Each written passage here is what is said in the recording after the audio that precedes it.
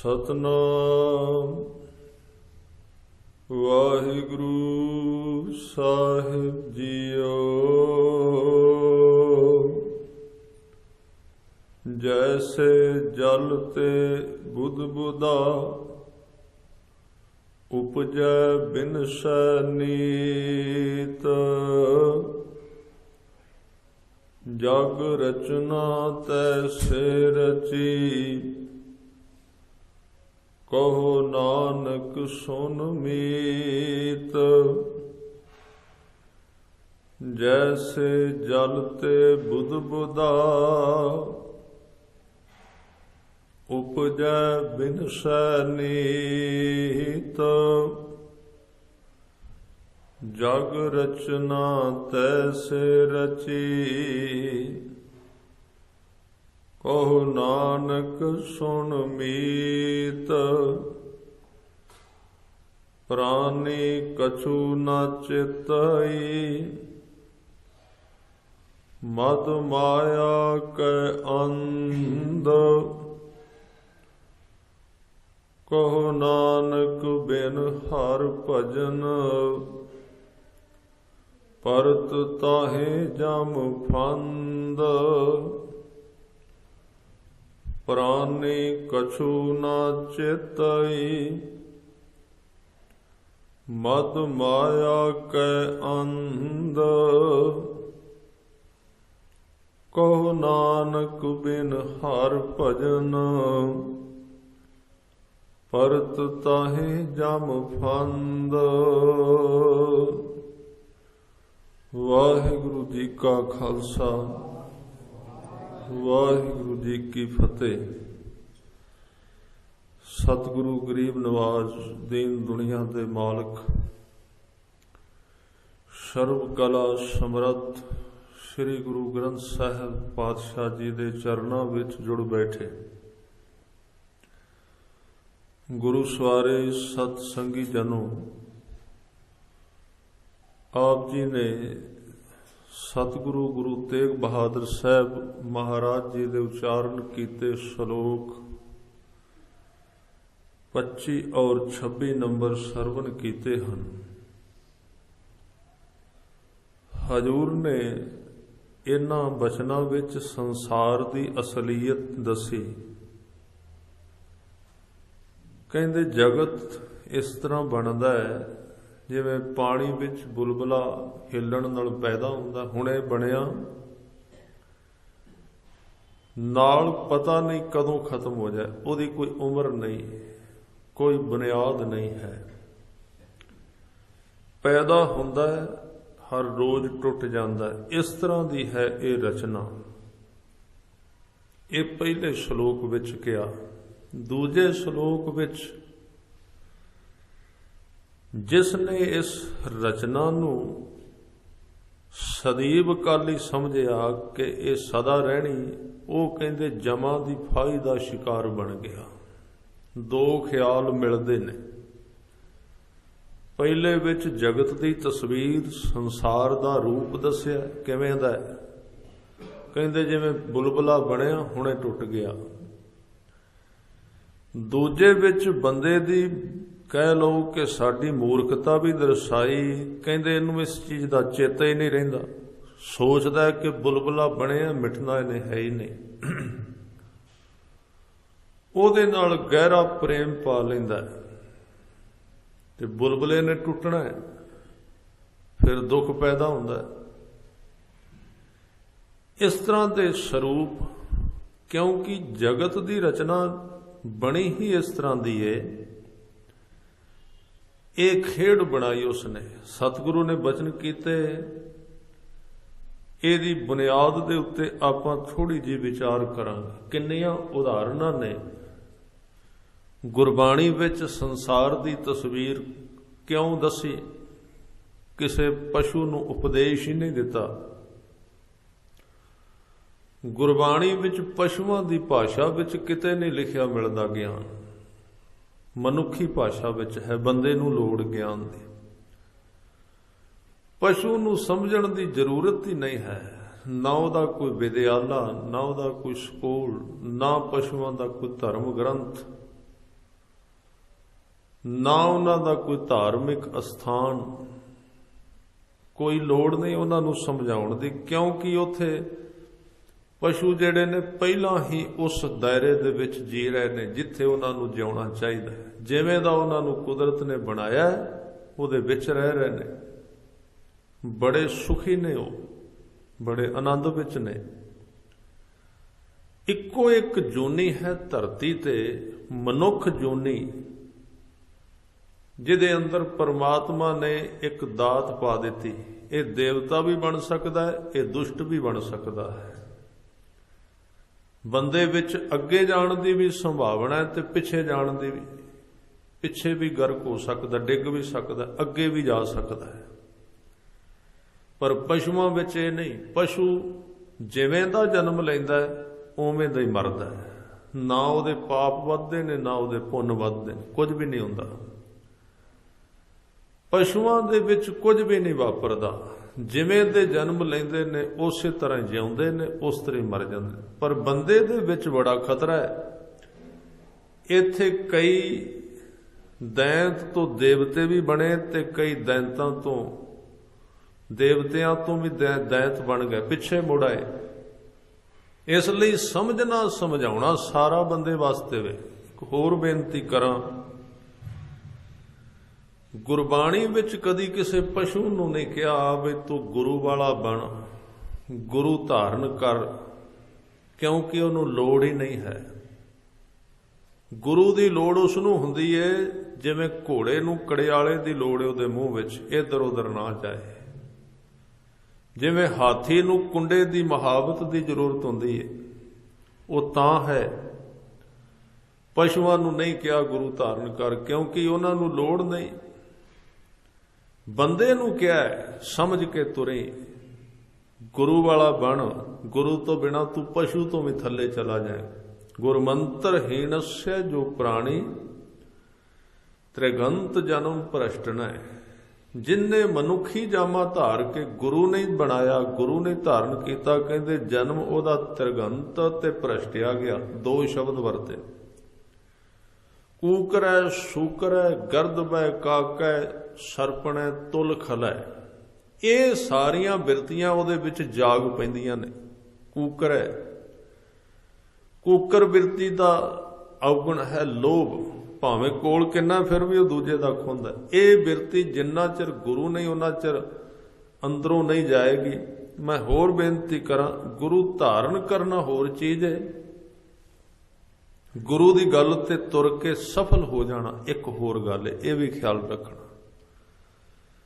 ਕਈ ਵਾਰੀ ਅਸੀਂ ਕਹਿ ਦਿੰਦੇ ਹਾਂ ਵੀ ਗੁਰੂ ਵਾਲੇ ਬਣ ਗਏ ਤੇ ਗੱਲ ਖਤਮ। ਨਹੀਂ, ਜ਼ਰੂਰੀ ਨਹੀਂ ਹੈ।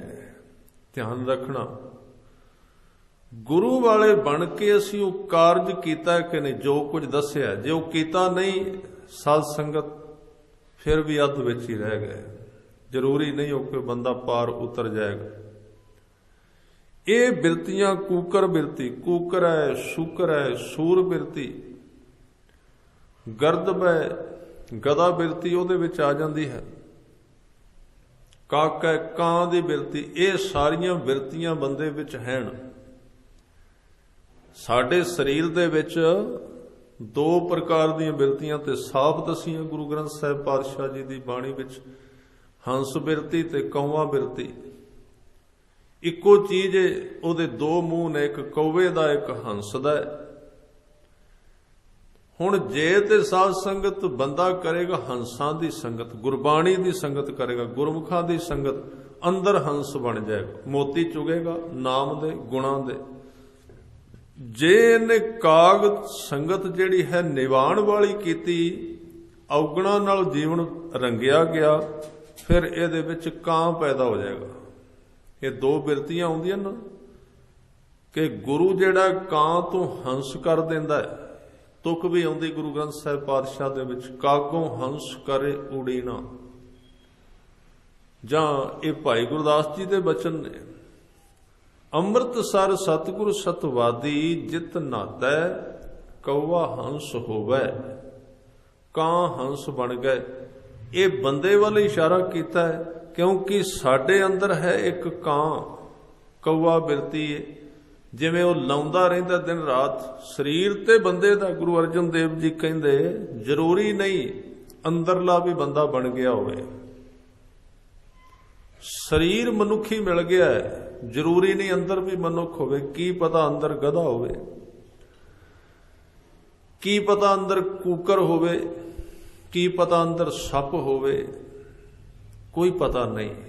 ਬਸ ਜਿੱਥੇ ਅਸੀਂ ਬੈਠੇ ਹਾਂ, ਸਤਿਗੁਰੂ ਕਹਿੰਦੇ ਨੇ ਆਪਣੇ ਆਪ ਵੱਲ ਅੰਦਰ ਵੇਖ, ਤੂੰ ਕੌਣ ਹੈ। ਕਿਤੇ ਭੁਲੇਖਾ ਨਾ ਲੱਗ ਜਾਏ ਕਿ ਤੂੰ ਮਨੁੱਖ ਹੈ।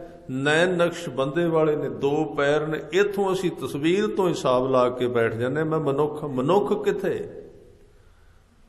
ਆਦਮੀ ਕਿੱਥੇ, ਇਨਸਾਨ ਕਿੱਥੇ। ਇਨਸਾਨ ਤੇ ਪੈਦਾ ਹੋਵੇਗਾ ਅੰਦਰੋਂ ਜਦੋਂ ਨਾਮ ਨਾਲ ਜੁੜੇਗਾ, ਪਰਮਾਤਮਾ ਦੀ ਯਾਦ ਡੂੰਘੀ ਹੋ ਜਾਏਗੀ, ਉਹਦਾ ਅੰਦਰ ਪਿਆਰ ਵੱਧ ਜਾਏਗਾ ਤੇ ਸਾਡਾ ਸਰੀਰ ਮਨੁੱਖੀ ਤੇ ਅਸੀਂ ਅੰਦਰ ਵੀ ਮਨੁੱਖ ਹੋ ਜਾਵਾਂਗੇ। ਨਹੀਂ ਤੇ ਸਰੀਰ ਕਰਤੂਤ ਪਸ਼ੂ ਕੀ ਮਾਨਸ ਜਾਤ। ਸਰੀਰ ਬੰਦੇ ਦਾ, ਕਰਤੂਤ ਪਸ਼ੂਆਂ ਵਾਲਾ। ਕਰਤੂਤ ਪਸ਼ੂ ਕੀ ਮਾਨਸ ਜਾਤ, ਲੋਕ ਪਚਾਰਾ ਕਰੈ ਦਿਨ ਰਾਤ। ਬਹੁਤਾ ਬੰਦਾ ਆਪਣੇ ਵਾਸਤੇ ਨਹੀਂ ਜਿਉਂਦਾ, ਸਾਧ ਸੰਗਤ ਸੰਸਾਰ ਵਾਸਤੇ ਅਸੀਂ ਬਹੁਤਾ ਜਿਉਂਦੇ। ਤੁਸੀਂ ਵੇਖਿਆ ਹੋਣਾ ਅਸੀਂ ਕਈ ਕੰਮ ਐਸੇ ਕਰਨੇ ਆ, ਕਹਿੰਦੇ ਸੰਸਾਰ ਦੇ ਲੋਕ ਕਰ ਰਹੇ ਨੇ, ਹੁਣ ਕਰਨੇ ਨਾ ਕਰੀਏ ਤੇ ਕੀ ਕਰੀਏ, ਸਾਰੇ ਕਰ ਰਹੇ। ਕਰਨਾ ਤੇ ਨਹੀਂ ਸੀ, ਇਹ ਕੰਮ ਨਹੀਂ ਸੀ ਕਰਨਾ, ਪਰ ਹੁਣ ਕਰਨਾ ਪੈਣਾ, ਲੋਕ ਕਰ ਰਹੇ ਨੇ। ਇਹ ਨਹੀਂ ਸੀ ਖਾਣਾ, ਪਰ ਹੁਣ ਖਾਣਾ ਪੈਣਾ, ਲੋਕ ਖਾ ਰਹੇ ਨੇ। ਇਸ ਤਰ੍ਹਾਂ ਦੇ ਕੱਪੜੇ ਨਹੀਂ ਸਨ ਪਾਉਣੇ, ਹੁਣ ਲੋਕ ਪਾ ਰਹੇ ਨੇ, ਕੀ ਕਰੀਏ। ਤਾਂ ਇਹਨੂੰ ਕਹਿੰਦੇ ਨੇ ਲੋਕਾ ਰੀਤ। ਇੰਨਾ ਬੰਦਾ ਗੁਲਾਮ ਹੋ ਗਿਆ ਕਿ ਉਹ ਲੋਕਾਂ ਦੇ ਅਨੁਸਾਰ ਜਿਉਂਦਾ ਹੈ। ਉਹਨੂੰ ਆਪਣੇ ਆਪ ਤੇ ਆਪਣੇ ਪੈਰਾਂ ਤੇ ਖਲੋਣ ਦੀ ਜਾਚ ਹੀ ਨਹੀਂ ਆਈ ਕਿ ਮੈਨੂੰ ਪਰਮਾਤਮਾ ਨੇ ਪੈਦਾ ਕੀਤਾ ਹੈ, ਮੈਂ ਜਿਹਦੇ ਵਿੱਚੋਂ ਆਇਆ ਮੈਂ ਉਹਦੇ ਵੱਲ ਵੇਖ ਕੇ ਜੀਵਾਂ, ਜਿਹਦਾ ਪੁੱਤਰ ਹਾਂ, ਜਿਹਦੇ ਵਿੱਚੋਂ ਮੇਰਾ ਜਨਮ ਹੋਇਆ ਹੈ, ਸੰਸਾਰ ਵੱਲ ਵੇਖ ਕੇ ਜਿਉਂਦਾ ਹੈ। ਔਰ ਇਸ ਤਰ੍ਹਾਂ ਜੀਵਨ ਸਹਿਜੇ ਸਹਿਜੇ ਭ੍ਰਸ਼ਟ ਹੋ ਜਾਂਦਾ। ਗੱਲ ਕਰ ਰਿਹਾ ਸੀ ਅੰਦਰ ਦੀਆਂ ਬਿਰਤੀਆਂ। ਸਤਿਗੁਰੂ ਇਸ ਮੂਰਖ ਮਨੁੱਖ ਨੂੰ ਸਮਝਾ ਰਹੇ ਨੇ, ਕਹਿਣ ਲੱਗੇ ਤੂੰ ਇਹ ਗਲਤੀਆਂ ਤਾਂ ਕਰਨਾ, ਸੰਸਾਰ ਨੂੰ ਚੰਗੀ ਤਰ੍ਹਾਂ ਦੇਖ, ਇਹ ਕਿਵੇਂ ਦਾ ਹੈ, ਪਹਿਲਾਂ ਇਹਨੂੰ ਵੇਖ। ਸਹਿਬ ਕਹਿੰਦੇ ਜੈਸੇ ਜਲ ਤੇ ਬੁੱਧ ਬੁਧਾ, ਉਪਜੈ ਬਿਨਸੈ ਨੀਤ। ਕਹਿੰਦੇ ਆ ਤੈਨੂੰ ਸਮਝਾ ਦਿਆਂ, ਜਗਤ ਹੈ ਕਿ ਬੜੇ ਸੁੰਦਰ ਉਦਾਹਰਨਾਂ ਬਾਣੀ ਵਿੱਚ ਦਿੱਤੀਆਂ ਗਈਆਂ ਕਿ ਤੇਰੀ ਉਮਰ ਬੜੀ ਛੋਟੀ ਹੈ। ਸਾਧ ਸੰਗਤ ਇਹ ਗੱਲ ਬੜੀ ਹੈਰਾਨੀ ਭਰੀ ਹੈ। ਬੰਦਾ ਆਉਂਦਾ ਹੈ ਗੁਰੂ ਕੋਲ ਜ਼ਿੰਦਗੀ ਲੰਮੀ ਕਰਾਉਣ ਵਾਸਤੇ। ਇਹ ਸਾਰਿਆਂ ਦੀ ਗੱਲ, ਇੱਕ ਦੀ ਨਹੀਂ। ਇਹ ਸਾਡੇ ਸਾਰਿਆਂ ਦਾ ਹੀ ਦੁੱਖ ਹੈ। ਅਸੀਂ ਕੌਣ ਕਵੇ ਮੈਂ ਜਲਦੀ ਇਹ ਸੰਸਾਰ ਮਿੱਟੀ ਦਿਸੇ ਮੈਨੂੰ। ਅਸੀਂ ਆਪਣਾ ਜੀਵਨ ਲੰਬਾ ਕਰਨ ਵਾਸਤੇ ਆਉਂਦੇ। ਅਰਦਾਸ ਵੀ ਜਦੋਂ ਕਰਨੇ ਆ, ਬੱਚਾ ਜਨਮ ਲੈਂਦਾ ਹੈ, ਉੱਥੇ ਕਹਿੰਦੇ ਨੇ ਆਪਾਂ ਇੱਕ ਸ਼ਬਦ ਵਰਤਨੇ ਆ ਅਰਦਾਸ ਵਿੱਚ ਵੀ ਕਿ ਸਤਿਗੁਰੂ ਕਿਰਪਾ ਕਰਨੀ, ਇਹਨੂੰ ਲੰਬੀ ਉਮਰ, ਇਹਨੂੰ ਦੀਰਘ ਆਯੂ ਬਖਸ਼ਿਸ਼ ਕਰਨੀ, ਲੰਮੀ ਉਮਰ। ਪਰ ਸਾਧ ਸੰਗਤ ਇੱਥੇ ਖਿਆਲ ਰੱਖਣਾ, ਇਹ ਸ਼ਬਦ ਬੜੇ ਖਤਰਨਾਕ ਨੇ, ਭੈਦਾਇਕ ਨੇ। ਲੰਮੀ ਉਮਰ, ਲੰਮੀ ਦਾ ਮਤਲਬ ਲੰਬੀ ਵੀ ਕਿਤੇ ਜਾ ਕੇ ਖਤਮ ਹੁੰਦੀ ਹੈ। ਲੰਮੀ ਉਮਰ ਦਾ ਮਤਲਬ ਇਹ ਹੈ, ਲੰਬੀ ਉਮਰ ਦਾ ਮਤਲਬ ਮੌਤ ਹੈ, ਕਿਉਂਕਿ ਉਹ ਵੀ ਕਿਤੇ ਨਾ ਕਿਤੇ ਜਾ ਕੇ, ਲੰਮੀ ਉਮਰ ਵੀ ਕਿਤੇ ਨਾ ਕਿਤੇ ਸਮਾਪਤ ਹੋ ਗਈ। ਤਾਂ ਇਹ ਹੈ ਭੈ। ਗੁਰੂ ਤੇਗ ਬਹਾਦਰ ਸਾਹਿਬ ਜੀ ਦਾ ਯਤਨ ਹੈ ਬੰਦੇ ਨੂੰ ਥੋੜੀ ਜਿਹੀ ਉਦਾਸੀ ਹੋਵੇ ਸੰਸਾਰ ਤੋਂ। ਸਤਿਗੁਰਾਂ ਦਾ ਇਹ ਪ੍ਰਯਤਨ ਹੈ ਥੋੜਾ ਜਿਹਾ ਉਦਾਸ ਤੇ ਹੋਵੇ। ਇਹ ਤੇ ਜਿਉਂ ਸਵੇਰੇ ਉੱਠਦਾ ਲੱਗਦਾ ਹਾਸੇ ਮਖੌਲ ਦੀ ਦੁਨੀਆ ਵਿੱਚ ਇੱਕ ਦੂਜੇ ਨੂੰ ਵੱਧ ਕੇ ਗੱਲਾਂ ਕਰਨ, ਉਦਾਸੀ ਤੇ ਕਦੀ ਆਈ ਨਹੀਂ। ਇਹ ਉਦਾਸੀ ਪੈਦਾ ਕਰਨ ਦਾ ਯਤਨ ਕੀਤਾ ਗਿਆ ਗੁਰੂ ਗ੍ਰੰਥ ਸਾਹਿਬ ਮਹਾਰਾਜ ਵਿੱਚ। ਸੰਸਾਰ ਦੀ ਤਸਵੀਰ ਸਮਝਾਉਣ ਦਾ ਯਤਨ ਕੀਤਾ ਗਿਆ। ਕਬੀਰ ਸਾਹਿਬ ਤਾਂ ਹੀ ਬਚਨ ਕਹਿੰਦੇ, ਕੇਸ ਜਲੈ ਜੈਸੇ ਘਾਸ ਕਾ ਪੂਲਾ, ਹਾਡ ਜਲੈ ਜੈਸੇ ਲੱਕੜੀ ਕਾ ਤੂਲਾ। ਇਹ ਕਿਉਂ ਕਹਿ ਰਹੇ ਨੇ? ਕਿਉਂਕਿ ਬੰਦੇ ਦੀ ਇੰਨੀ ਕੀਮਤੀ ਬਿਰਤੀ बस फड़ के हड्डियां नूं बह गए, फड़ के केसां नूं बह गए, किते छुट्टे इथों छडाउण वास्ते क्या है। छडाउण वास्ते भयदायक बाणी उचारी है। बंदा संसार की असलीयत नूं समझे ते इहदे तो उच्ची खोज वल तुर पवे, देह तो उच्चा उठ जाए। क्योंकि जिन्नी धर्म की प्राप्ति है, जिन्नी नाम की प्राप्ति है, साध संगत जिन्हों आपां कहने गुरु की बख्शिश जां आनंद जां बख्शिश शब्द वरतने आ, ये सारियां चीज़ां उन्ना चिर नहीं मिलदियां जिन्ना चिर हड्डियां मास तो बंदे की पकड़ नहीं उठती, परिवार तो उच्चा नहीं उठता, पदार्थ तो इनू अकेवा नहीं आउंदा, अकदा नहीं संसार तो। वो अकेवा पैदा करना चाहते ने गुरु तेग बहादुर साहब, क्योंकि वड्डी दात हत्थां विच देनी चाहते ने ते वड्डी तां फड़ेगा, छोटी खोणगे ते छोटी नूं घटाउणगे हत्थां विचों ते वड्डी फिर फड़ेगा बंदा। इस करके बहुते धर्मां ने यह प्रयोग किया है। जदों रब की गल चलदी है भी रब नाल कोई सांझ बनेगी, ते इस प्रयोग दे उत्ते सारे धर्मां ने बहुता काम किया है कि बंदे नूं मौत की याद दिवाओ। होर कोई तरीका ही नहीं, ना कोई जप, ये तो छोटे छोटे साधन ने, ना कोई जप, ना कोई तप, ना कोई पूजा, ना कोई पाठ। बंदे दा मन ही नहीं उचाट हुंदा संसार तो।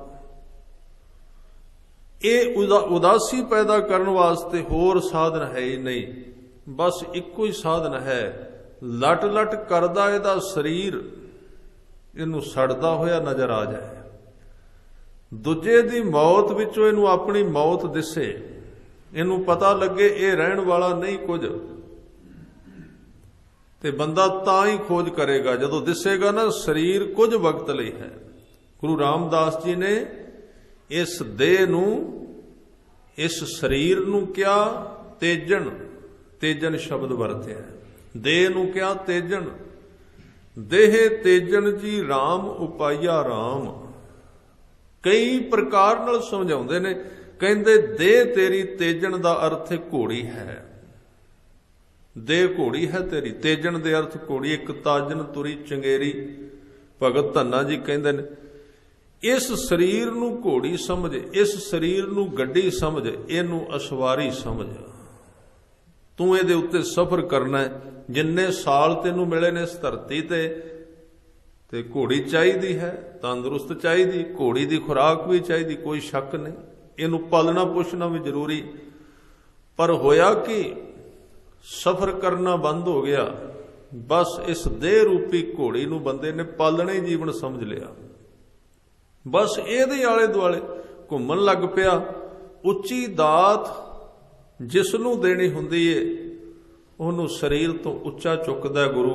कई प्रकार दे तरीकिਆਂ दे नाल, कई प्रकार दे ढंग वरत के ਇਹ सतगुरु विखाउणा चाहते ने कि ਇਹਦਾ मोह जिहड़ा अंदरला इस शरीर तो उच्चा उठ जाए। बड़ियां सुंदर उदाहरणां भी दित्तियां गईयां।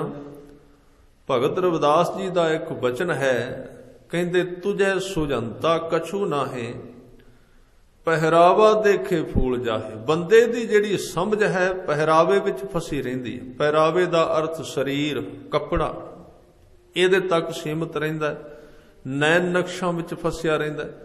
कहंदे तैनूं सुझदा ही कुछ नहीं। जो तैनूं धर्म दे उपदेश भी समझांदे ने उत्थों तक तेरी सुरत ही कोई नहीं जांदी।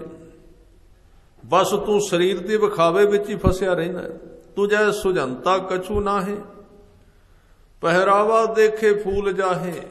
पहरावा की हुंदा है? वेश। सच जानो संसारी ते पहरावियां विच फसे ही होया है। धर्मी बंदा भी बहुती वारी पहरावियां विच ही फस जाता है। बस पहरावा वेख के फुल जाता है। वेश वेख के ही वो समझदा है कि हुण धर्म साडे हिस्से विच आ गया। कहंदे ये ना समझी है। तुझे सुजंता कछु नाहे, पहरावा देखे फूल जाहे। तू काए गर्भे बावली, जैसे भादों खूब राज तू तिसते खरी उतावली। उदाहरण दिती है। क्यों तू हंकार करनी है हे जिंद, इना हंकार क्यों? तू काए करबै बावली। क्योंकि ये एक नशा है साध संगत, ये बड़ी वड्डी त्रासदी है। नशे कई प्रकार दे ने। एक नशा बंदे नूं उस समय चंबड़दा है जिस वेले इहदे विच बड़ी शक्ति हुंदी है। उहनूं कहंदे ने जवानी दा नशा, जवानी दा मद। ये बड़ा बंदे नूं रोकदा है। इहदे विच अहंकार, क्योंकि शरीर विच शक्ति है, एक एक अंग विच ताकत है। किथे धौण नीवी होवे, किथे अंदर निमरता आवे। दूजी गल बेनती करां, धर्म दे रस्ते ते गुरु दे मार्ग ते भी जवानी हुंदे चलिया जा सकता है। की होया 100 विचों एक आदमी बुढ़ेपे विच चला जाए ते क्या नहीं जा सकता। पर जे कोई कामयाब जिन्ने लोग होए ने जवानी दी उम्र विच होए ने। जवानी दी उम्र ताकत नाल भरी हुई है, शक्ति नाल भरी है। दरिया हड़ आया होया शक्ति दा शरीर दे विच। पर हुण जरूरत बड़ी है किनारे पक्के होण।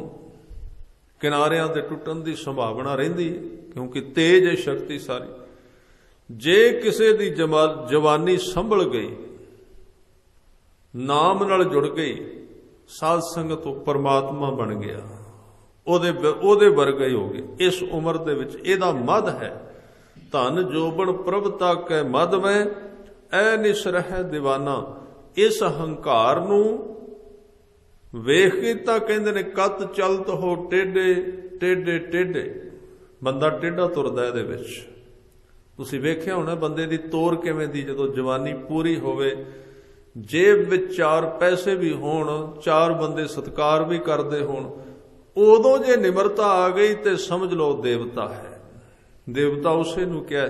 शेख सैदी नूं किसे पुछया, तुसीं संत हो, तुसां ते देवते वेखे होणगे, तुसां ते दैंत भी वेखे होणगे। कहन लगे हाँ बिल्कुल, ये तस्बीह कादे वास्ते फड़ी जे देवते नहीं वेखणे ते।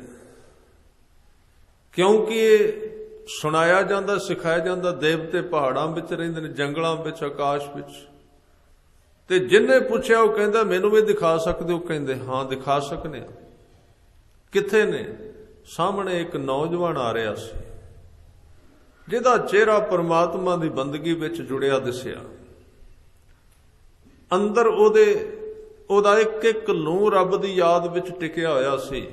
चाल बड़ी मस्त, थोड़ी जी गर्दन झुकी हुई। शरीर दे ये सिग्नल ने कि इस बंदे विच हंकार नहीं, इहदे विच नम्रता है। इस तरह का जदों दिसिया कहन लगे हो वे सामने देवता आ रहा है। उन्हें कहा ते अपने पिंड दे आदमी कहंदे इत्थे ही देवते हुंदे ने, होर किथे होणे ने? देवता क्यों? कहंदे देवता तां है उमरा जवान है, शरीर विच शक्ति है ते इस उम्र विच रब नाल प्रीत पा बैठा है। देवते यही हुंदे ने, होर कोई नहीं हुंदे। इनूं देवता कहंदे ने। शक्ति कोल, माया कोल, शरीर दी ताकत कोल है ते हुण रब नूं याद कीता। कहंदे फिर दैंत भी दिखाओ। कहन लगे दैंत उन्होंने कहंदे ने उम्र लंघ भी गई सारी, बुढ़ेपा भी आ गया, अजे भी चज दा काम कोई नहीं करना। यही तां दैंत ने, होर कौन ने? उम्र सारी गुजर गई, लंघा दिती सारी, काम एक भी ठीक नहीं किया जीवन विच, पर अजे भी समझ नहीं आई। हुण ते अखां भी जवाब दे गईयां, अखां जवाब दे गईयां, ऐनक लवा लई, पर देखना नहीं छड्डिया। अंदर दी लालसा नहीं गई, लोचा नहीं मरी। कहंदे आज ने दैत, होर कौन ने? जिंदगी बड़ी सोहनी दिती परमात्मा ने, बड़ी सुंदर। ये नहीं मनुखी ही एक देह ऐसी है जिहड़ी भोग जूनी भी है ते विराग जूनी भी, 2 चीज़ां इहदे विच इकट्ठियां ने। नहीं तो सारियां जूना जिहड़ियां ने भोग जूनियां ने, सिर्फ खाना पीना सौना बच्चे पैदा करने, ये उन्हां विच बंदे कोल दोवें चीज़ां ने। राज जोगी, ये राज दे अर्थ ने संसार दे विच भी रह सकता है ते योगी जोग भी कर सकता है अकाल पुरख वाहिगुरू दे नाल। 2 हिस्से ने दे विच। मैं सवेरे शायद बेनती कीती सी, साडे जीवन दे 2 हिस्से ने, अद्धा हिस्सा माया, अद्धा हिस्सा परमात्मा है। 50-50% है साडा जीवन।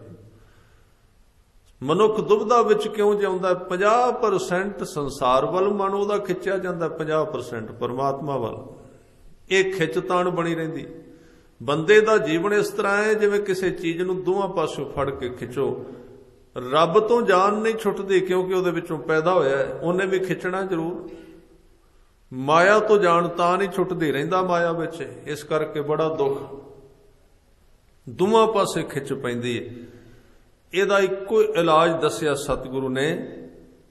ਕਹਿੰਦੇ ਤੂੰ ਰੱਬ ਨਾਲ ਪ੍ਰੀਤ ਕਰ, ਉਹਦਾ ਨਾਮ ਜਪ, ਤੇਰੀ ਜ਼ਿੰਦਗੀ ਦੇ ਆਪਣੇ ਆਪ ਸਹਿਜੇ ਸਹਿਜੇ ਦੋ ਧਿਆਨ ਬਣ ਜਾਣਗੇ, ਡਬਲ ਧਿਆਨ ਹੋ ਜਾਣਗੇ ਤੇਰੇ। ਉਹ ਧਿਆਨ ਦੱਸਿਆ ਗੁਰੂ ਗ੍ਰੰਥ ਸਾਹਿਬ ਦੇ ਵਿੱਚ। ਇਹਦਾ ਇਲਾਜ ਕੀ ਹੈ? ਕਿਉਂਕਿ ਬੰਦਾ ਹੈ ਹੀ ਦੁਐਤ, ਦੋ ਚੀਜ਼ਾਂ ਵਿੱਚੋਂ ਪੈਦਾ ਹੋਇਆ ਹੈ। ਆ ਬੁਲਬੁਲੇ ਦੀ ਗੱਲ ਕੀਤੀ ਨਾ ਗੁਰੂ ਤੇਗ ਬਹਾਦਰ ਸਾਹਿਬ, ਬੁਦਬੁਦਾ ਕਿਵੇਂ ਪੈਦਾ ਹੁੰਦਾ ਹੈ? ਜੇ ਪਾਣੀ ਖੜਾ ਹੋਵੇ ਕੋਈ ਬੁਲਬੁਲਾ ਪੈਦਾ ਨਹੀਂ ਹੋਵੇਗਾ। ਬੁਲਬੁਲਾ ਉਦੋਂ ਪੈਦਾ ਹੁੰਦਾ ਜਦੋਂ ਖੜੇ ਪਾਣੀ ਦੇ ਉੱਤੇ ਹਨੇਰੀ ਵਗਦੀ ਏ, ਹਨੇਰੀ ਦੇ ਨਾਲ ਛੱਲਾਂ ਬਣਦੀਆਂ ਨੇ, ਛੱਲਾਂ ਜਦੋਂ ਕਿਨਾਰੇ ਨਾਲ ਟਕਰਾਉਂਦੀਆਂ ਨੇ, ਉਸ ਟਕਰਾਅ ਤੋਂ ਬੁਲਬੁਲੇ ਬਣਦੇ ਨੇ, ਫਿਰ ਉਹ ਮਿਟਦੇ ਨੇ। ਸੰਸਾਰ ਵੀ ਇਸੇ ਤਰ੍ਹਾਂ ਹੈ। ਜਦੋਂ ਇਸ ਕਾਇਨਾਤ ਵਿੱਚ ਕੋਈ ਹਲਚਲ ਹੁੰਦੀ ਏ, ਉਥੋਂ ਸੰਸਾਰ ਪੈਦਾ ਹੁੰਦਾ ਹੈ, ਉਥੋਂ ਬੁਲਬੁਲੇ ਪੈਦਾ ਹੁੰਦੇ ਨੇ। ਕਹਿਣ ਲੱਗੇ ਇਸ ਧਰਤੀ ਤੇ ਰਹਿੰਦਿਆਂ ਤੂੰ ਪ੍ਰੀਤ ਕਰ ਇੱਕ ਨਾਲ। ਜਿਉਂ-ਜਿਉਂ ਇੱਕ ਨਾਲ ਪ੍ਰੀਤ ਕਰੇਗਾ ਤੇ ਤੈਨੂੰ ਅੰਦਰ ਤੇ ਬਾਹਰ ਦੀ ਸੋਝੀ ਆ ਜਾਏਗੀ। ਤੇਰੇ ਜੀਵਨ ਦੇ ਦੋ ਧਿਆਨ ਹੋ ਜਾਣਗੇ। ਗੁਰੂ ਅਰਜਨ ਦੇਵ ਪਾਤਸ਼ਾਹ ਜੀ ਉਹਦਾ ਜ਼ਿਕਰ ਕਰਦੇ ਨੇ। ਕਹਿੰਦੇ ਮੁਖ ਕੀ ਬਾਤ ਸਗਲ ਸਿਉ ਕਰਤਾ, ਜੀ ਸੰਗ ਪ੍ਰਭ ਆਪਣਾ ਧਰਤਾ। ਜ਼ਿੰਦਗੀ ਦੇ ਦੋ ਹਿੱਸੇ ਹੋ ਗਏ। ਮਨਮੁਖ ਵਿੱਚ ਵੀ ਦੁਬਦਾ ਹੈ, ਗੁਰਮੁਖ ਵਿੱਚ ਵੀ ਦੋ ਹੀ ਚੀਜ਼ਾਂ ਕੰਮ ਕਰਦੀਆਂ ਨੇ। ਉਹ ਦੋ ਹਿੱਸੇ ਹੋ ਜਾਂਦੇ ਨੇ। ਬਾਹਰ ਬੋਲੀ ਜਾਂਦਾ ਹੈ, ਅੰਦਰ ਸ਼ਬਦ ਨਾਲ ਜੁੜਿਆ ਰਹਿੰਦਾ ਹੈ। ਉਹਦੀ ਅੰਦਰੋਂ ਤਾਰ ਨਹੀਂ ਟੁੱਟਦੀ। ਜਿੰਨੀ ਮਰਜ਼ੀ ਦੂਰ ਚਲਾ ਜਾਏ ਸੰਸਾਰ ਵਿੱਚ, ਉਹਦਾ ਕਨੈਕਸ਼ਨ ਅੰਦਰ ਬਣਿਆ ਰਹਿੰਦਾ ਨਾਮ ਨਾਲ। ਤੇ ਜਦੋਂ ਉਹਦਾ ਸੰਸਾਰ ਦਾ ਕਾਰਜ ਪੂਰਾ ਹੋ ਜਾਂਦਾ ਹੈ, ਉਹਨੂੰ ਥੋੜਾ ਜਿਹਾ ਬਹਿਣ ਦਾ ਵਕਤ ਮਿਲਦਾ, ਵਾਪਸ ਫਿਰ ਆਪਣੇ ਸੈਂਟਰ ਤੇ ਆ ਕੇ ਉਤਰ ਜਾਂਦਾ ਹੈ, ਉੱਥੇ ਫਿਰ ਟਿਕ ਜਾਂਦਾ। ਇਹ ਉਹਦੀ ਜੁਗਤ ਤੇ ਜੀਵਨ ਦੀ ਗੁਰੂ ਗ੍ਰੰਥ ਸਾਹਿਬ ਵਿੱਚ ਸਿਖਾਈ ਗਈ ਹੈ ਕਿ ਵਿੱਚੋਂ ਨਿਕਲ ਕੇ ਕੰਮ ਕਰਨਾ, ਸੰਸਾਰ ਵਿੱਚੋਂ ਫਿਰ ਵਾਪਸ ਆ ਜਾਣਾ। ਇਸ ਕਰਕੇ ਦੋ ਸਮੇਂ ਦਾ ਅਭਿਆਸ ਦਿੱਤਾ। ਇਹ ਜਾਚ, ਇਹ ਜੁਗਤ, ਇਹ ਤਰੀਕਾ ਉਹਨਾਂ ਨੂੰ ਲੱਭਾ ਜਿਨ੍ਹਾਂ ਨੇ ਦੋਵੇਂ ਵਕਤ ਅਭਿਆਸ ਕੀਤਾ ਬਾਣੀ ਦਾ, ਨਾਮ ਦਾ। ਵੈਸੇ ਨਹੀਂ ਸਿੱਧਾ ਸੋਚਣ ਨਾਲ ਬੜੇ ਫਿਲਾਸਫਰ ਨੇ ਇਸ ਧਰਤੀ ਤੇ, ਬੜੇ ਸਕਾਲਰਸ ਨੇ ਇਸ ਧਰਤੀ ਤੇ। ਸਮਝਿਆ ਜਾ ਸਕਦਾ ਬੜਾ ਕੁਝ, ਸਮਝਣ ਨਾਲ ਹੁੰਦਾ ਨਹੀਂ। ਖਿਆਲ ਕਰਨਾ, ਸਮਝਣਾ ਸਿਰਫ ਇਸ ਤਰ੍ਹਾਂ ਦਾ ਹੈ ਕਿ ਸਿਰਫ ਇੱਕ ਮੈਪ ਹੱਥ ਵਿੱਚ ਆ ਗਿਆ, ਨਕਸ਼ਾ। ਚੰਗੀ ਗੱਲ ਹੈ, ਸਹਾਇਕ ਹੋ ਸਕਦੀ ਸਮਝ, ਨਕਸ਼ਾ ਹੋ ਸਕਦਾ। ਕਿਸੇ ਆਦਮੀ ਨੇ ਕਿਹਾ, ਇੱਕ ਕਹਾਣੀ ਬੜੀ ਸੁੰਦਰ ਹੈ। ਉਹ ਸਾਧ ਸੰਗਤ ਸਾਰੀ ਜ਼ਿੰਦਗੀ ਹਿਮਾਲਿਆ ਦੀ ਯਾਤਰਾ ਤੇ ਨਹੀਂ ਸੀ ਜਾ ਸਕਿਆ, ਬੜਾ ਫਸਿਆ ਰਿਹਾ ਸੰਸਾਰ ਵਿੱਚ। ਜੀ ਕਰਦਾ ਉਹਦਾ, ਬੜਾ ਉਹਦਾ ਮਨ ਸੀ ਹਿਮਾਲਿਆ ਦੀ ਯਾਤਰਾ ਕਰਾਂ। ਕੋਈ ਉਸ ਨੂੰ ਮਿਲ ਗਿਆ ਸਕਾਲਰਸ, ਉਹਨੇ ਕਿਹਾ ਇਹ ਤੇ ਗੱਲ ਹੀ ਕੋਈ ਨਹੀਂ, ਕੀ ਲੋੜ ਇੰਨੀ ਦੂਰ ਜਾਣ ਦੀ। ਉਹਨੇ ਕਿਹਾ ਇੱਥੇ ਬਣਾ ਲੈ ਹਿਮਾਲਿਆ, ਤੇਰੇ ਕੋਲ ਥਾਂ ਬੜੀ, ਤੇਰੇ ਘਰ ਦੇ ਸਾਹਮਣੇ। ਉਹਨੇ ਆਪਣੇ ਘਰ ਦੇ ਸਾਹਮਣੇ ਨਾ ਬਾਹਰਲੇ ਪਾਸੇ ਥੋੜਾ ਜਿਹਾ ਥਾਂ ਮੱਲਿਆ, ਉੱਥੇ ਛੋਟੀ ਛੋਟੀਆਂ ਪਹਾੜੀਆਂ ਖੜੀਆਂ ਕਰ ਲਈਆਂ, ਦੋ ਚਾਰ ਇੱਧਰ ਉੱਚੇ ਨੀਵੇਂ ਜਿਹੇ ਥਾਂ ਬਣਾ ਲਏ। ਰੋਜ਼ ਸਵੇਰੇ ਉੱਠੇ ਕਰੇ ਤੇ ਉੱਥੇ ਚੜ੍ਹ ਕੇ ਉਤਰ ਜਾਇਆ ਕਰੇ। ਨਾਲੇ ਮਿੱਤਰਾਂ ਨੂੰ ਕਹੇ ਮੈਂ ਰੋਜ਼ ਹਿਮਾਲਿਆ ਜਾਣਾ, ਰੋਜ਼ ਚਾਹੀਦਾ। ਉਹ ਕਹਿੰਦੇ ਹੱਦ ਹੋ ਗਈ, ਇੱਕ ਵਾਰੀ ਜਾਣਾ ਔਖਾ ਹੈ, ਤੂੰ ਰੋਜ਼ ਕਿਵੇਂ? ਕਹਿੰਦੇ ਗੱਲ ਹੀ ਕੋਈ ਨਹੀਂ, 2 ਮਿੰਟ ਦਾ ਕੰਮ ਹੈ। ਸਵੇਰੇ ਉੱਠ ਕੇ 2 ਮਿੰਟ ਵਿੱਚ ਮਾਡਲ ਬਣਾਇਆ ਹੋਇਆ ਹਿਮਾਲਿਆ ਦਾ, ਚੜ੍ਹ ਕੇ ਉਤਰ ਆਉਣਾ, ਕੀ ਫਰਕ ਪੈਂਦਾ? ਜਾਏ ਉੱਥੇ ਕੀ ਜਾਣਾ ਹੋਇਆ। ਇਸੇ ਨੂੰ ਗੁਰੂ ਗ੍ਰੰਥ ਸਾਹਿਬ ਪਾਤਸ਼ਾਹ ਕਹਿੰਦੇ ਨੇ, ਭੁੱਖੇ ਮੁੱਲਾਂ ਘਰੇ ਮਸੀਤ। ਜਦੋਂ ਕਹਿੰਦੇ ਨੇ ਰੱਬ ਤੱਕ ਨਾ ਪਹੁੰਚਿਆ ਜਾਏ, ਉਦੋਂ ਇਹ ਚੰਗਾ ਹੈ ਉਹ ਕਹਿ ਦੇਵੇ ਰੱਬ ਮੇਰੇ ਕੋਲ ਹੀ ਆਉਂਦਾ, ਇੱਥੇ ਰਹਿੰਦਾ ਮੇਰੇ ਘਰ। ਗੱਲ ਸੌਖੀ ਹੈ। ਕਿੱਥੇ ਕੌਣ ਉਦਮ ਕਰੇਗਾ, ਕੌਣ ਕਮਾਏਗਾ? ਨਕਸ਼ਾ ਬਣਾਓ ਤੇ ਕਹੋ ਪਹੁੰਚ ਗਏ। ਨਕਸ਼ਾ ਬਣਾਓ, ਕਾਗਜ਼ ਤੇ ਲਿਖੋ, ਇਹ ਹੈ ਅੰਮ੍ਰਿਤਸਰ, ਤੇ ਸਿੱਧੇ ਉਹਦੇ ਧਿਆਨ ਟਿਕਾਓ, ਅੰਮ੍ਰਿਤਸਰ ਪਹੁੰਚ ਗਿਆ। ਅੰਮ੍ਰਿਤਸਰ ਤੁਰ ਕੇ ਜਾਣ ਦੀ ਕੀ ਲੋੜ ਹੋਈ? ਕੀ ਲੋੜ ਪਈ ਗੰਗਾ ਤੇ ਤੁਰ ਕੇ ਜਾਣ ਦੀ? ਕੌਣ ਜਾਏ ਮੱਕੇ ਤੇ? ਇੱਥੇ ਹੀ ਹੋ ਗਿਆ ਸਾਰਾ ਕੁਝ। ਬੰਦੇ ਨੇ ਆਪਣੇ ਮਨ ਵਿੱਚ ਕਲਪਨਾਵਾਂ ਕਰ ਲਈਆਂ ਨੇ ਧਰਮ ਦੀਆਂ ਕਿ ਮੈਂ ਹੋ ਗਿਆ, ਬਸ ਮੈਂ ਹੋ ਗਿਆ। ਬੜੀਆਂ ਸੁੰਦਰ ਕਹਾਣੀਆਂ ਕਈਆਂ ਨੇ ਸਮਝਾਉਣ ਵਾਸਤੇ। ਕੋਈ ਬ੍ਰਾਹਮਣ ਸਨ ਤੇ ਉਹ ਬੜੀ ਲੰਬੀ ਉਹਨਾਂ ਦੀ ਪੂਜਾ ਸੀ, ਬੜੇ ਲੰਮੀਆਂ ਪੰਕਤੀਆਂ। ਉਹਨਾਂ ਨੇ ਆਪਣੇ ਪੁੱਤਰ ਨੂੰ ਸਿਖਾਇਆ ਵੀ ਤੂੰ ਵੀ ਪੂਜਾ ਕਰਿਆ ਕਰ, ਆ ਤੂੰ ਵੀ ਇੰਨਾ ਲੰਮਾ ਪਾਠ ਕਰਿਆ ਕਰ। ਘੰਟਾ ਲੱਗਦਾ ਸੀ। ਹੁਣ ਉਹ ਬੱਚਾ ਪੜ੍ਹਨਾ ਵੀ ਉਸਨੇ, ਕੁਝ ਬੱਚੇ ਜਿਹੜੇ ਨੇ ਅੱਜ ਕੱਲ ਕਰਕੇ ਰਾਜੀ ਨਹੀਂ। ਉਹਨੇ 2 ਕੁ ਦਿਨ ਤੇ ਉਹ ਘੰਟਾ ਲਾਇਆ ਜੋ ਬਾਪ ਨੇ ਕਿਹਾ ਸੀ, ਤੇ ਤੀਜੇ ਦਿਨ ਉਸ ਆਸਨ ਤੇ ਬੈਠਾ ਤੇ ਨਾਲ ਹੀ ਉੱਠ ਪਿਆ। ਪਿਤਾ ਨੇ ਕਿਹਾ ਇੰਨੀ ਜਲਦੀ 1 ਘੰਟੇ ਦਾ ਕੰਮ 1 ਪਲ ਵਿੱਚ ਮੁਕਾ ਕੇ ਉੱਠ ਪਿਆ? ਕੀ ਗੱਲ, ਤੂੰ ਪਾਠ ਪੂਜਾ ਨਹੀਂ ਕੀਤਾ? ਉਹਨੇ ਕਿਹਾ ਕਰਕੇ ਆਇਆ। ਕਹਿੰਦੇ ਇੰਨੇ ਚਿਰ ਵਿੱਚ? ਕਹਿੰਦੇ ਮੈਂ ਇੰਨੇ ਚਿਰ ਵਿੱਚ ਹੀ ਕਰ ਲੈਣਾ। ਉਹਨੇ ਕਿਹਾ ਨਹੀਂ ਤੂੰ ਝੂਠ ਬੋਲਣਾ। ਕਹਿੰਦੇ ਕੱਲ ਨੂੰ ਤੁਸੀਂ ਮੇਰੇ ਨਾਲ ਆ ਜਾਣਾ, ਜਿਹੜਾ ਕੰਮ ਤੁਸੀਂ ਘੰਟੇ ਵਿੱਚ ਕਰਦੇ ਹੋ ਮੈਂ 1 ਪਲ ਵਿੱਚ ਕਰਕੇ ਦਿਖਾ ਦਿਆਂਗਾ। ਦੂਜੇ ਦਿਨ ਉਹ ਨਾਲ ਗਿਆ। ਬੱਚਾ ਬੈਠਾ, ਬਹਿੰਦਿਆਂ ਸਾਰ ਉਹਨੇ ਇੱਕ ਸ਼ਬਦ ਕਿਹਾ। ਕਹਿੰਦਾ ਜੋ ਕੱਲ ਸੀ ਉਹ ਅੱਜ ਵੀ ਹੋ ਗਿਆ। ਉੱਠ ਪਿਆ ਉਸੇ ਵੇਲੇ।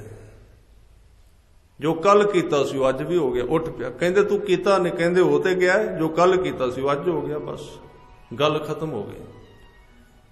ਜੋ ਕੱਲ ਸੀ ਅੱਜ ਹੋ ਗਿਆ, ਗੱਲ ਖਤਮ ਹੋ ਗਈ। ਇਹ ਧਰਮ ਇਸ ਤਰ੍ਹਾਂ ਦਾ ਹੈ ਨਹੀਂ ਕਿ ਜਿਹਨੂੰ ਇਹ ਕਹੀਏ ਜੋ ਕੱਲ ਸੀ ਉਹ ਅੱਜ ਵੀ ਹੋ ਗਿਆ। ਇਹ ਨਵਾਂ, ਇਹ ਜੀਵਨ ਹੈ।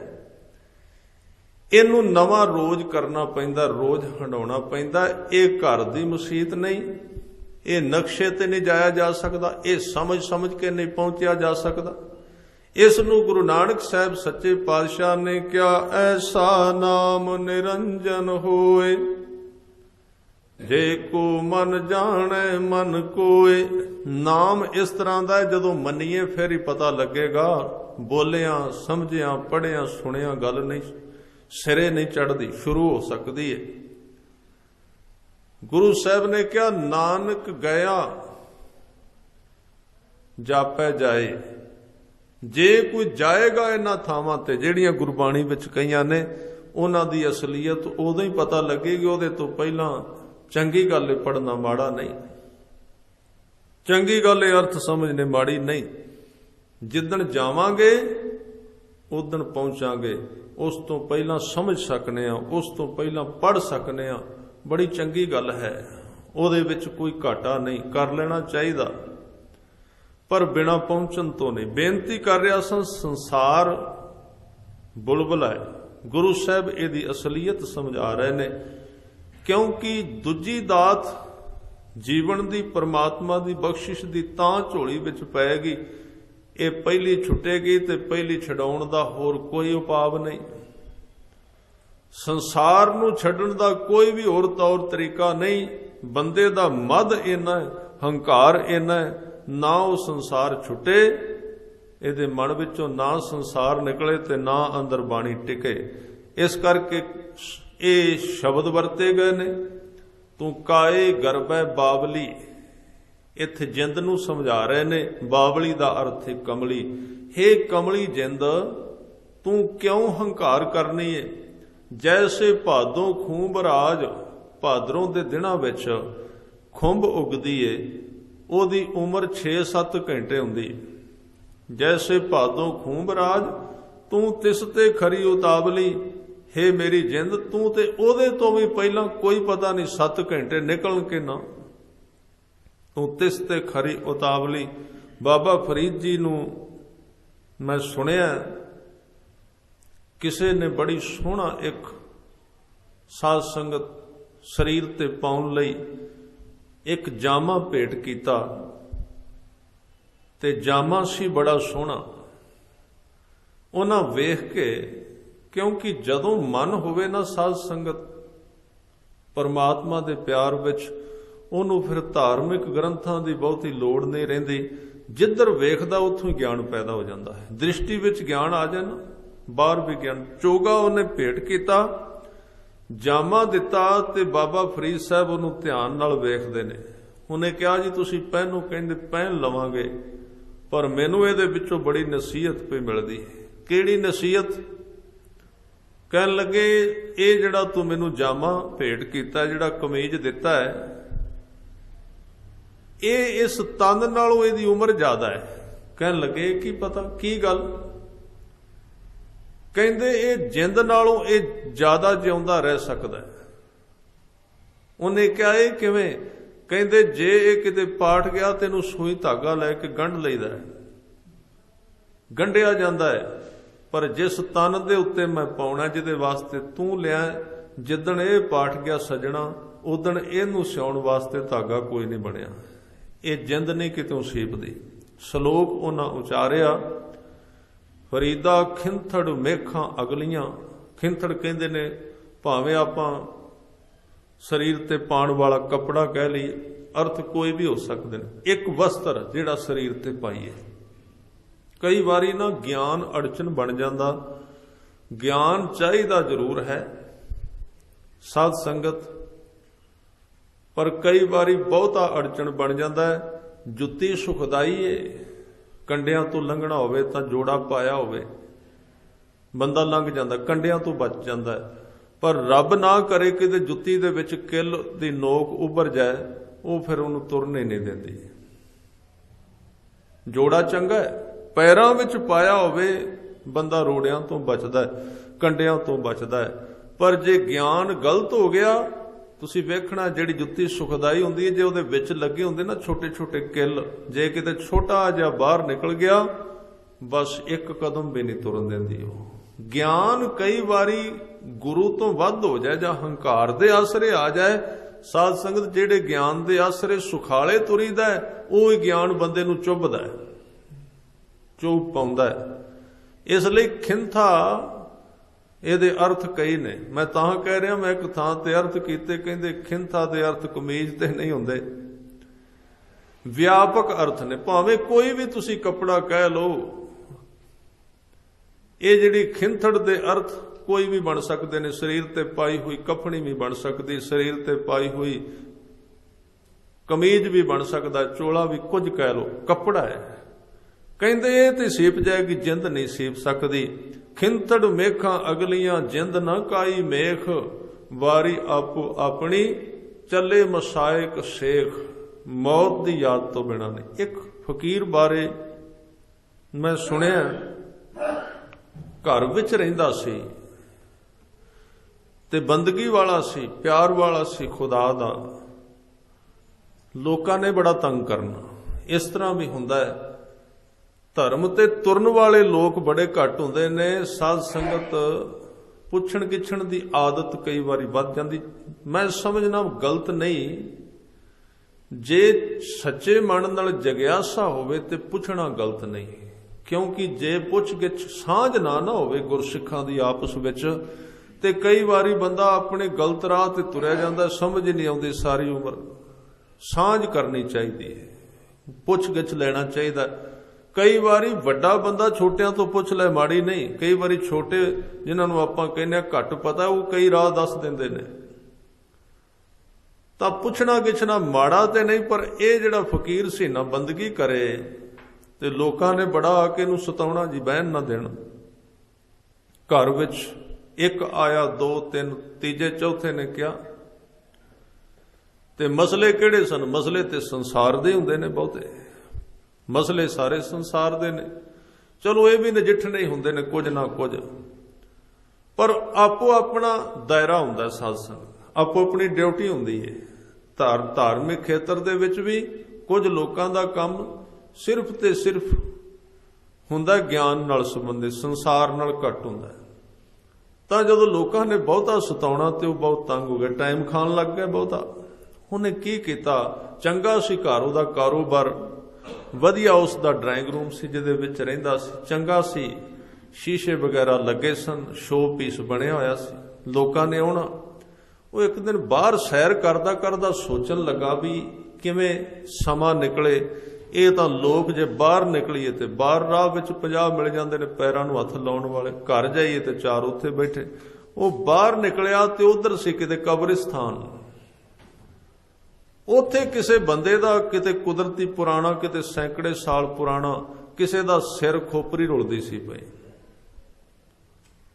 ਉਹਦੇ ਮਨ ਵਿੱਚ ਖਿਆਲ ਆਇਆ, ਉਹਨੇ ਚੁੱਕੀ ਖੋਪਰੀ, ਥੋੜੀ ਜਿਹੀ ਉੱਥੋਂ ਪਾਣੀ ਨਾਲ ਧੋਦਾ ਲਈ, ਲਿਆ ਕੇ ਆਪਣੇ ਸ਼ੋ ਪੀਸ ਵਿੱਚ ਟਿਕਾ ਦਿੱਤੀ, ਡਰਾਇੰਗ ਰੂਮ ਵਿੱਚ ਰੱਖ ਕੇ ਬੈਠ ਗਿਆ। ਤੁਹਾਨੂੰ ਪਤਾ ਵੀ ਖੋਪਰੀ ਇਹ ਤੇ ਬਾਹਰੋਂ ਹੀ ਸਾਧ ਸੰਗਤ ਰੰਗ ਸ਼ੰਗ ਲੱਗਦਾ ਹੈ। ਜਦੋਂ ਥੋੜਾ ਜਿਹਾ ਇਹ ਵਿਚਲਾ ਜਿਹੜਾ ਹਿੱਸਾ ਕਿਤੇ ਤੁਸੀਂ ਵੇਖਿਆ ਹੋਇਆ ਨਾ, ਸਾਇੰਸ ਰੂਮ ਵਿੱਚ ਰੱਖਦੇ ਨੇ ਬਣਾ ਕੇ ਮਸਾਲੇ ਦੇ, ਜੇ ਕਿਤੇ ਰਾਤ ਨੂੰ ਦਿਸ ਪਏ ਤੇ ਬੰਦਾ ਕੰਧ ਤੋੜ ਕੇ ਬਾਹਰ ਨਿਕਲ ਜਾਏਗਾ। ਇਹਦੇ ਉੱਤੇ ਬੰਦਾ ਮਾਣ ਕਰਦਾ ਹੈ, ਇਹਨੂੰ ਕਹਿੰਦਾ ਹੈ ਕਿ ਵੇਖੋ ਕਿਵੇਂ ਦਾ ਲੱਗਦਾ ਹੈ, ਮੇਰੇ ਵੱਲ ਦੇਖਣਾ ਜਰਾ ਠੀਕ ਲੱਗਣਾ, ਇਸ ਤਰ੍ਹਾਂ ਦਾ ਹੈ। ਉਹ ਜਦੋਂ ਰੱਖੀ ਸਾਧ ਸੰਗਤ ਰਾਤ ਨੂੰ ਤੇ ਘਰ ਵਾਲੀ ਲੈ ਕੇ ਆਈ ਪ੍ਰਸ਼ਾਦਾ, ਉਹਦਾ ਧਿਆਨ ਪੈ ਗਿਆ, ਥਾਲੀ ਹੱਥੋਂ ਡਿੱਗ ਪਈ, ਇਹ ਕਿੱਥੋਂ ਆ ਗਿਆ? ਕਹਿਣ ਲੱਗੇ ਇਹ ਉਹ ਹੀ ਹੈ ਜਿਹਨੂੰ ਤੂੰ ਸਾਰਾ ਦਿਨ ਪਾਲਿਸ਼ ਕਰਨੀ ਹੈ, ਹੋਰ ਕੌਣ ਹੈ?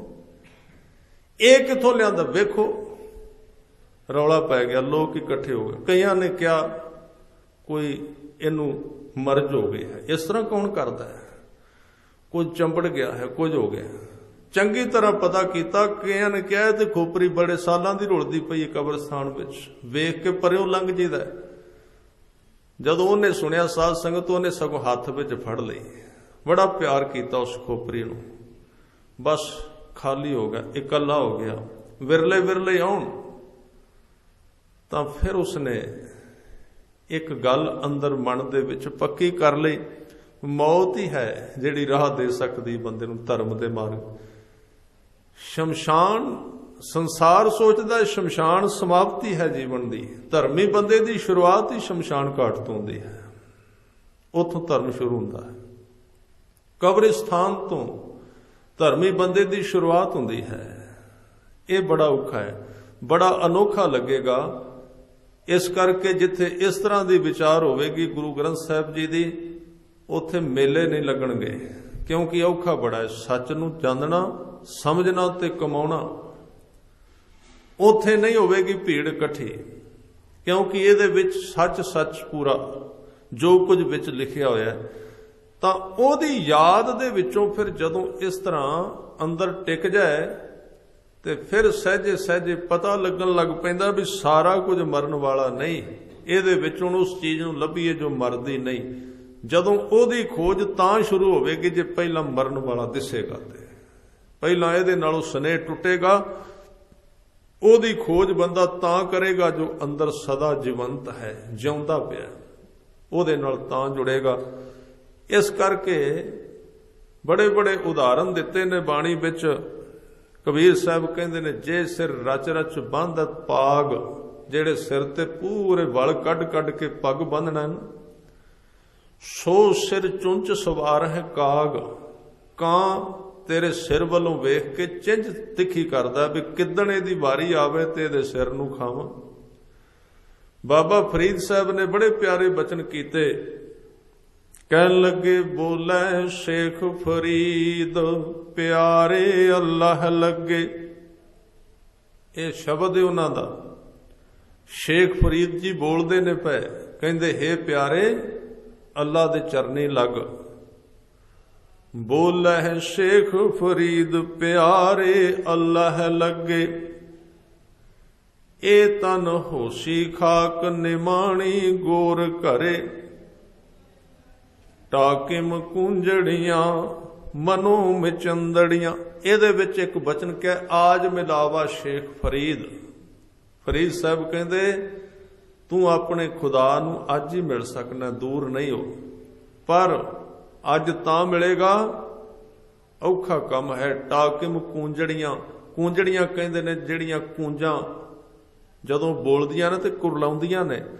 ਆਹ ਸਰੀਰ ਦੀਆਂ ਜਿਹੜੀਆਂ ਇੰਦਰੀਆਂ ਨੇ ਨਾ, ਅੱਖਾਂ ਨੱਕ ਆਦਿਕ ਕੂੰਜਾਂ, ਇਹਨਾਂ ਨੂੰ ਜੇ ਕੋਈ ਬੋਲਣੋਂ ਬੰਦ ਕਰਾ ਦੇ, ਇਹ ਅੱਖਾਂ ਨੂੰ ਬੋਲਣੋਂ ਬੰਦ ਕਰਾ ਦੇ, ਕੰਨਾਂ ਨੂੰ ਆਪਣੀ ਉਸਤਤ ਸੁਣਾਉਣ ਤੋਂ ਹਟਾ ਲਵੇ, ਰਸਨਾ ਨੂੰ ਸਾਰਾ ਦਿਨ ਖੱਟੇ ਮਿੱਠੇ ਸਵਾਦਾਂ ਤੋਂ ਉੱਚਾ ਚੁੱਕ ਲਵੇ, ਇਹਨੂੰ ਕਹਿੰਦੇ ਨੇ ਕੂੰਜੜੀਆਂ ਨੂੰ ਟੋਕ ਦੇਣਾ, ਬੰਦ ਕਰ ਦੇਣਾ।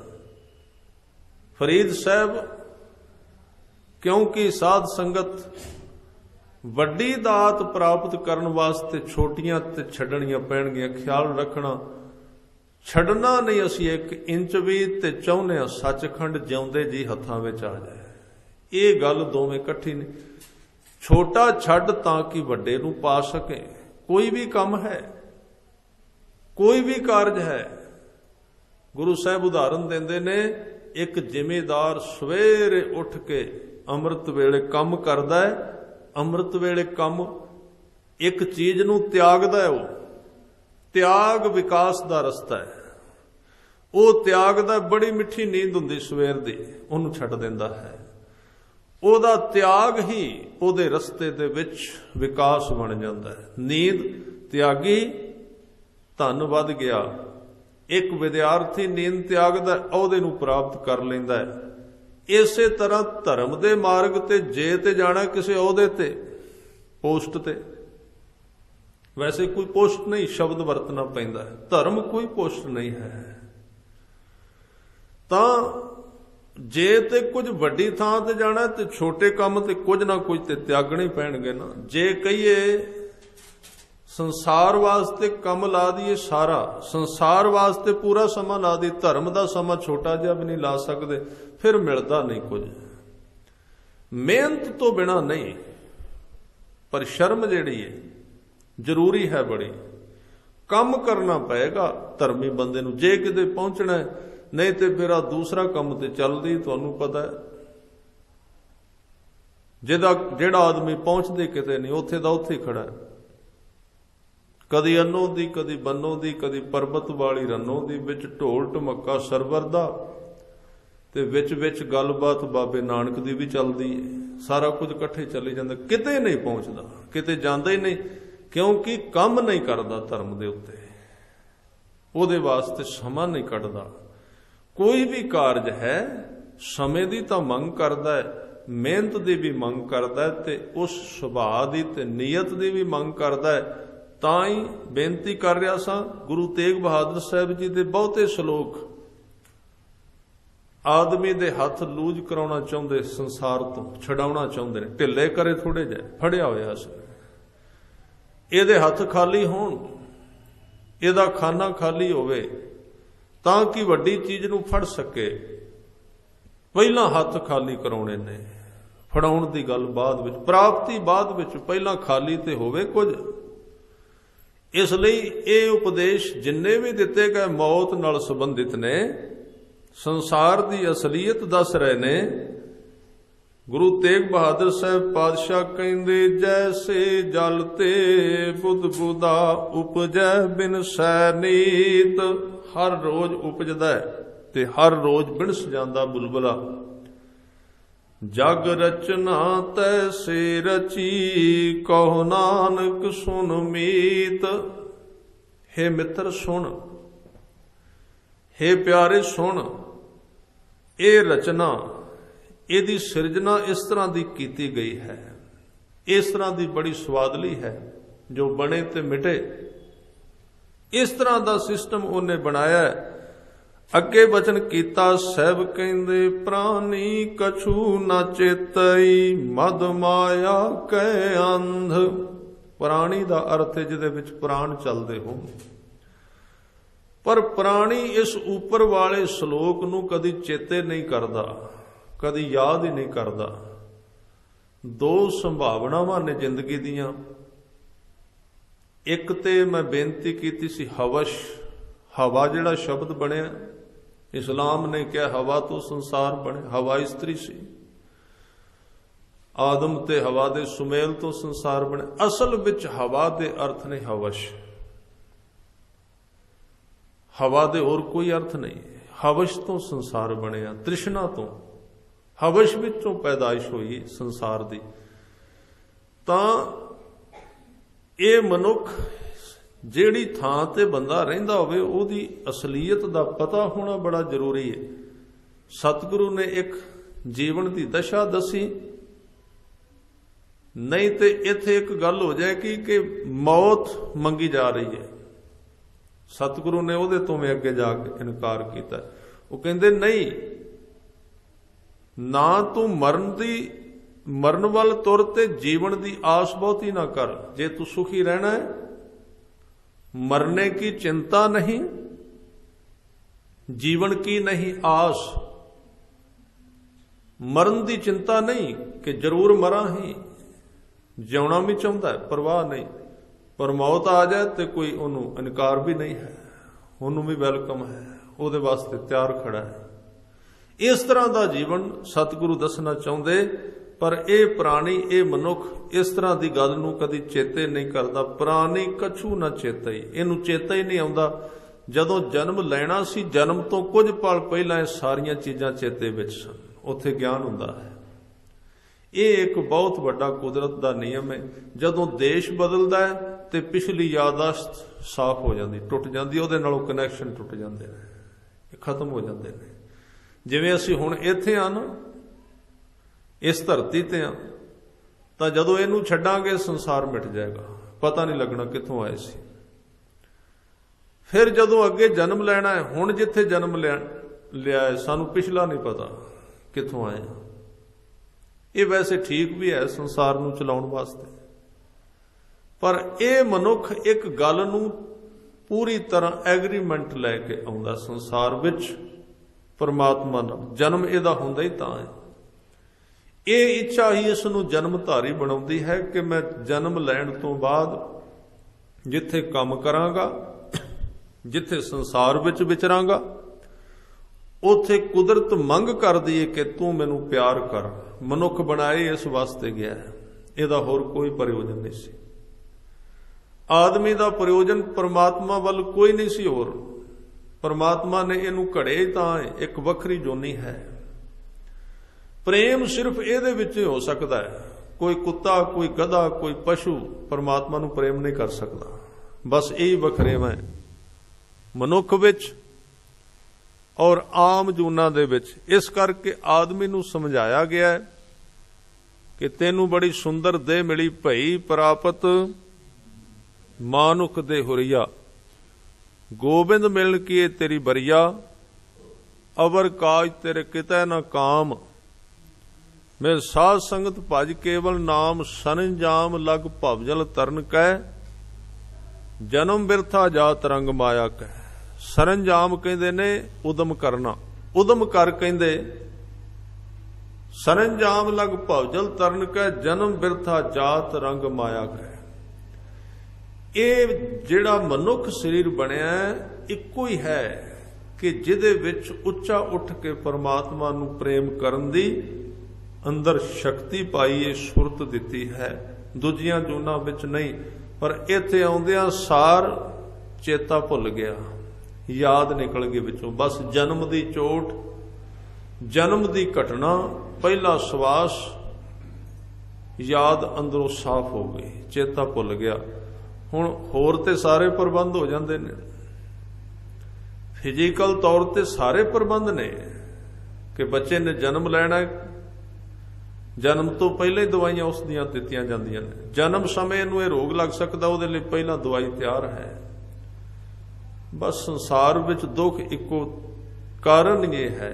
ਸੰਸਾਰ ਦੇ ਵਿੱਚ ਦੁਖੀ ਤਾਂ ਹੈ, ਫਿਜ਼ੀਕਲੀ ਮੈਡੀਕਲ ਤੇ ਹੈ, ਤੇ ਸਰੀਰ ਦੀ ਦਵਾਈ ਤੇ ਹੈ ਬੰਦੇ ਕੋਲ। ਜਨਮ ਤੋਂ ਪਹਿਲੇ ਦੇਣੀ ਸ਼ੁਰੂ ਕਰ ਦਿੰਦੇ ਨੇ, ਮਾਂ ਦੇ ਪੇਟ ਵਿੱਚ ਹੀ। ਜਨਮ ਤੋਂ ਬਾਅਦ ਵੀ ਬਣਾਈਆਂ ਨੇ। ਬਸ ਇਹਨੇ ਇੱਕ ਹੀ ਉਪਰਾਲਾ ਨੇ ਕੀਤਾ, ਸਰੀਰ ਦੀ ਦਵਾਈ ਤੇ ਦਿੱਤੀ, ਇਹਦੀ ਆਪਣੀ ਦਵਾਈ ਇਹਨੂੰ ਦੇਣ ਦਾ ਕੋਈ ਪ੍ਰਬੰਧ ਨਹੀਂ ਹੈ। ਬੰਦੇ ਨੂੰ ਇਹ ਵੀ ਦੱਸਿਆ ਜਾ ਤੈਨੂੰ ਨਾਮ ਚਾਹੀਦਾ ਜਿਹਦੇ ਵਿੱਚੋਂ ਤੂੰ ਜਨਮ ਲਿਆ, ਉਹ ਇਹਦੇ ਕੋਲ ਹੈ ਹੀ ਨਹੀਂ, ਕੋਈ ਪ੍ਰਬੰਧ ਨਹੀਂ ਸਾਡੇ ਕੋਲ। ਇਹ ਜਿਹੜਾ ਸੀ ਬੜਾ ਜ਼ਰੂਰੀ ਸੀ ਵਿਸ਼ਾ ਕਿ ਨਾਲ ਨਾਲ ਸ਼ਬਦ ਦੀ ਖੁਰਾਕ। ਪੁਰਾਣੇ ਸਮੇਂ ਦੇ ਵਿੱਚ ਜਦੋਂ ਬੱਚੇ ਨੇ ਜਨਮ ਲੈਣਾ ਹੁੰਦਾ ਸੀ ਘਰਾਂ ਦੇ ਵਿੱਚ, ਤਾਂ ਹੀ ਇਹ ਸ਼ਬਦ ਪੜ੍ਹੇ ਜਾਂਦੇ ਸਨ। ਪੂਤਾ ਮਾਤਾ ਕੀ ਆਸੀਸ, ਨਿਮਕ ਨਾ ਵਿਸਰੋ ਤੁਮ ਕੋ ਹਰ ਹਰ ਸਦਾ ਭਜੋ ਜਗਦੀਸ਼।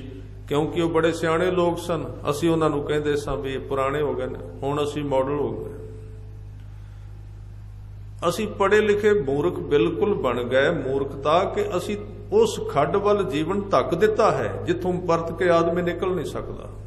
ਬੜੇ ਸਿਆਣੇ ਲੋਕ ਸਨ ਉਹ, ਜਿਨ੍ਹਾਂ ਨੂੰ ਪਤਾ ਸੀ ਕਿ ਜਿੰਨੇ ਜਨਮ ਲੈਣਾ, ਜਿੱਥੇ ਉਹਦਾ ਸਰੀਰ ਅਰੋਗ ਹੋਣਾ ਚਾਹੀਦਾ, ਉਹਦੀ ਖੁਰਾਕ ਚਾਹੀਦੀ, ਇਹਦੀ ਆਤਮਾ ਦੀ ਖੁਰਾਕ ਪਹਿਲਾਂ ਹੀ ਸ਼ੁਰੂ ਹੋਵੇ। ਇਸ ਕਰਕੇ ਉਸ ਮਾਂ ਨੂੰ ਤਾਕੀਦ ਕੀਤੀ ਜਾਂਦੀ ਸੀ ਕਿ ਬੱਚੇ ਨੂੰ ਖੁਰਾਕ ਦੇ। ਉਹ ਸ਼ਬਦ ਦੀ ਖੁਰਾਕ ਮਿਲਦੀ ਸੀ ਉਸ ਨੂੰ।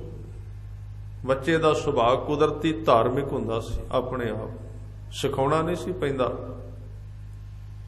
ਹੁਣ ਜਿਹੜੇ ਬੱਚੇ ਨੂੰ ਜਨਮ ਤੋਂ ਪਹਿਲਾਂ ਜਿਸ ਦੀ ਮਾਂ ਬਾਣੀ ਨਾਲ ਨਹੀਂ ਜੁੜੀ, ਔਰ ਬੜੇ ਹੀ ਇਸ ਤਰ੍ਹਾਂ ਦੇ ਪ੍ਰਬੰਧ ਆ ਚੁੱਕੇ ਨੇ ਜਿਨ੍ਹਾਂ ਨੂੰ ਅਸੀਂ ਕਹਿੰਦੇ ਸਾਧਨ ਬਹੁਤ ਹੋ ਚੁੱਕੇ ਨੇ, ਬੜੀਆਂ ਇਸ ਤਰ੍ਹਾਂ ਦੀਆਂ ਚੀਜ਼ਾਂ ਬਣ ਚੁੱਕੀਆਂ ਨੇ।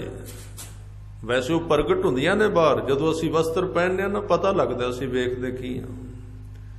ਆਦਮੀ ਜੋ ਕੁਝ ਵੇਖਦਾ ਹੈ ਟੈਲੀਵਿਜ਼ਨ ਦੇ ਰਾਹੀਂ, ਨੈਟ ਦੇ ਰਾਹੀਂ, ਉਹ ਪ੍ਰਗਟ ਕਰੇਗਾ ਬਾਹਰ, ਉਹਦੇ ਵਿੱਚੋਂ ਨਿਕਲੇਗਾ। ਤਾਂ ਇਹ ਚੀਜ਼ਾਂ ਅਸੀਂ ਉਸ ਬੱਚੇ ਤੱਕ ਪਹਿਲਾਂ ਹੀ ਪਹੁੰਚਾ ਦਿੱਤੀਆਂ, ਜਨਮ ਤੋਂ ਪਹਿਲਾਂ ਹੀ। ਹੁਣ ਜਦੋਂ ਜਨਮ ਲੈਂਦਾ ਕਹਿੰਦੇ ਜੀ ਭਾਈ ਸਾਹਿਬ ਨੂੰ ਲਿਆਓ ਭੱਜ ਕੇ, ਇਹਨੂੰ ਅੰਮ੍ਰਿਤ ਛਕਾ ਦੇਣ। ਹੁਣ ਉਹ ਵਿਚਾਰੇ ਆਉਣਗੇ, ਉਹ 5 ਪੌੜੀਆਂ ਪੜ੍ਹ ਕੇ ਅੰਮ੍ਰਿਤ ਛਕਾ ਦਿੰਦੇ ਨੇ। ਕਹਿੰਦੇ ਜੀ ਹੁਣ ਬਸ ਸਿੰਘ ਹੋ ਗਿਆ ਗੁਰੂ ਦਾ। ਤੇ ਇਸ ਸਿੰਘ ਨੂੰ ਸਾਲ ਪਹਿਲਾਂ ਕੀ ਦਿੱਤਾ ਅੰਦਰ? ਉੱਥੇ ਕਦੀ ਜਪਜੀ ਸਾਹਿਬ ਗਿਆ। ਹੁਣ ਭਾਈ ਸਾਹਿਬ ਕੀ ਕਰਨਗੇ? ਫਿਰ ਥੋੜਾ ਜਿਹਾ ਵੱਡਾ ਹੋਵੇਗਾ ਜੀ, ਫਿਰ ਜਦੋਂ ਹੁਣ ਅੰਦਰ ਜਿਹੜੀ ਜੜ ਵਿੱਚ ਬੈਠ ਗਈ ਚੀਜ਼, ਉਹ ਤੇ ਬਾਹਰ ਪ੍ਰਗਟ ਹੋਵੇਗੀ।